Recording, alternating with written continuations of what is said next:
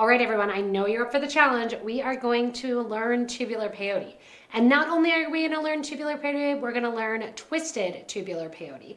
That's gonna give us a spiral that we want for our necklace. Gather your supplies, which are listed below the video. In the description, hit that little show more button. We'll list everything there, as well as info to get back to our site, because this is one of the challenges and the project in this month's subscription box. Gather everything up and let's get started. All right, we're gonna do everything from showing you kind of how to set it up, how to get started, as well as helpful little handy tools to have nearby, a pencil or something that you can wrap around to get started. I'm gonna be using size green thread, and I'm using the size 8 green thread in the dragon thread, and I have a size 11 needle on here. So what we're gonna be doing is getting that peyote twisted effect, and I have a number of different beads here. What I'm gonna do is lay them down in order, so as I'm beading, I'm getting the easiest way to start. So my order here is that we are gonna start off with an 11-0. We are going to downgrade from bigger to smaller and have that increase and decrease going on. Now, if you wanna increase or decrease to something even bigger than that, then you are going to want to kind of have more of an 8-0 going into that bigger item. When you have an 8-0 going from an 11-0, that's totally fine. Anything bigger than that, you probably want to get a little bit of an 8-0 going into like a 4mm bead and then an 8-0 after. And we'll discuss that as we go in and we create. So even though I'm using two of the same colors, you'll notice as I put them out here, and you can certainly put them into your little trays, or you can put them into your beadable area, or into your easy sorter as well. And my last bead here is my champagne color, and I'm just going to put that in front of the blue so that way I have room. All right, so now I have my beads in order that I'm going to be picking them up with my needle, which is nice and easy. I'm going to put my sample piece there. You have the opportunity to get a pattern too if you're not a subscriber.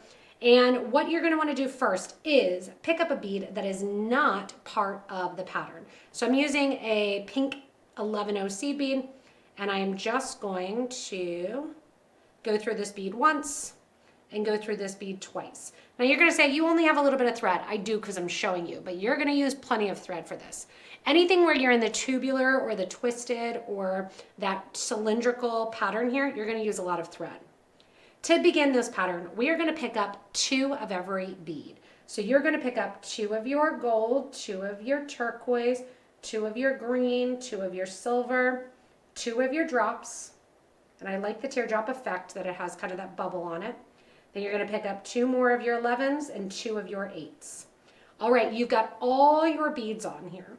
When you put this into a loop, if you're designing your own, that is going to be the circumference of your design.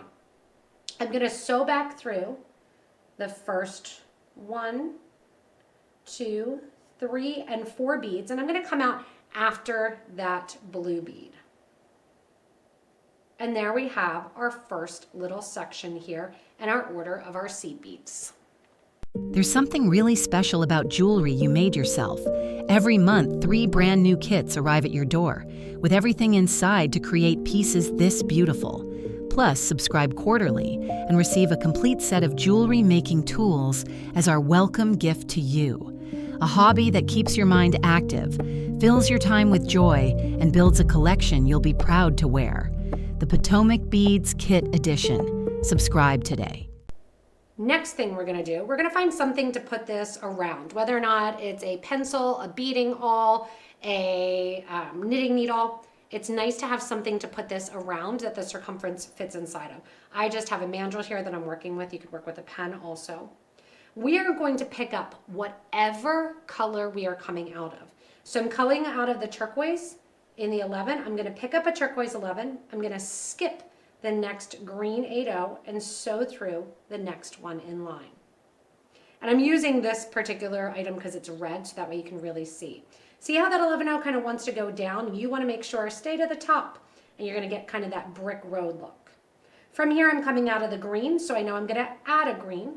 I'm going to skip through that silver, and I'm going to sew through the next silver bead here. And after I get 3 or 4 rows, I take it off the mandrel, and then I don't have to worry about it. Nice tight pull there. Coming out of a silver, I'm going to skip over the first drop, and I'm going to sew through the second drop. This is going to start that diagonal or that cylindrical pattern that we're going for. And then we're coming out of the drop, so we know we want to add a drop. We're going to skip the first silver and we're going to go through bead number 2. Once again, coming out through a silver bead, we're going to add a silver bead, skip over our first red 8 there and go through the second one. Now we are coming out of the red bead. I'm going to add a red bead and I'm going to sew through the second one of my gold bead that's there. Coming out the gold bead, I'm going to add another gold bead, and then we're back to that turquoise. Now, normal tubular peyote, I would go through the turquoise that I need to, as well as the turquoise that I just added. We're going to start that spiral by skipping over 2 beads, and we are just going to sew through that third turquoise. And that is how we just keep going in a spiral, that simple skip there. Now we're going to keep going. Coming out of a turquoise, we add a turquoise and we go through the third green, or that one on the diagonal. Coming out of the green, add a green, go through our silver. Coming out of the silver, yep, you guessed it, we're going to add a silver. And then you're going to find that third drop, which can be a little tricky because of the drops. Find that third drop and sew through the drop. Nice tight pull. We're going to sew and we add another drop coming out the drop, and we go into that next silver. Once again, add a silver, go into the next red. So you can see how easy this becomes after you get that first row, and I really highly recommend sticking it on something like a knitting needle. Onto the red, we are going to sew then through that next champagne gold bead. Coming out the champagne, add a gold bead, sew through the next turquoise, and that's it. All you're doing is you are sewing, adding the bead that your thread is coming out of and sewing into the next bead. You want to make sure as you're doing this, you're kind of spiraling it around. And again, as I get to a point where I'm like 5 or 6 rows on, I take it off this mandrel and take it off because I just like to hold it in my hand. It's kind of a nice feeling as this spirals around. As you get to row 6 or so, you'll really start to see that spiral as it kind of comes back around to the start of the project. I'm just going around here, and then I'm going to show you how to add thread when you need to do so. There's 2 ways to add thread when you do so and when your thread is getting short. The way that I'm going to do it is one suggested way, but you don't need to do it that way. I'll go over both ways. So I'm going to keep going, making this a little bit longer here. We're a little bit more beaded, and then I'm going to show you again how we add that thread. Okay, it's time to add our thread. So to add my thread, I'm going to take my new piece of thread here. There's the rest of my needle. And I'm going to tie it around the previous piece of thread, leaving a little bit of a tail. So if I want to, I can weave it back and put a needle on that side. I'm going to pull that now knot down by pulling on both thread ends. The one that was already there, that the knot's tied around, and then the one that is the end of the knot. That needle usually kind of falls off there. I'm going to try to keep it on just enough to take it and weave it back through the project. I'm going to tie another knot. This one is going to be that square knot, or that sewer's knot rather, where I go through that middle of the loop 2 times. Pull that down next to the project as tight as I can. And now I just continue on with my next stitch. The needle that is attached to the thread here, I'm just going to take and I'm going to backtrack through the project a little bit just to separate out that thread from the knot. Once I'm done with that, I'll burn that thread end down and I continue on then with my next bead. Around and around and around you go, and you'll notice that it doesn't have a ton of flexibility to it. If you want something that has a lot of flexibility to it, that's when you're going to want to go with a herringbone stitch stay. You can't really get the same design, which is lovely, and that fun mix of colors. We're going to be making this the center of our necklace. If you want to, you can keep going. You can make it into a bracelet. Just know that that turn is not super flexible. So if you want to make it into a bangle, you can, but it's going to, because of the size variation and just because of the stitch, it's not super flexible.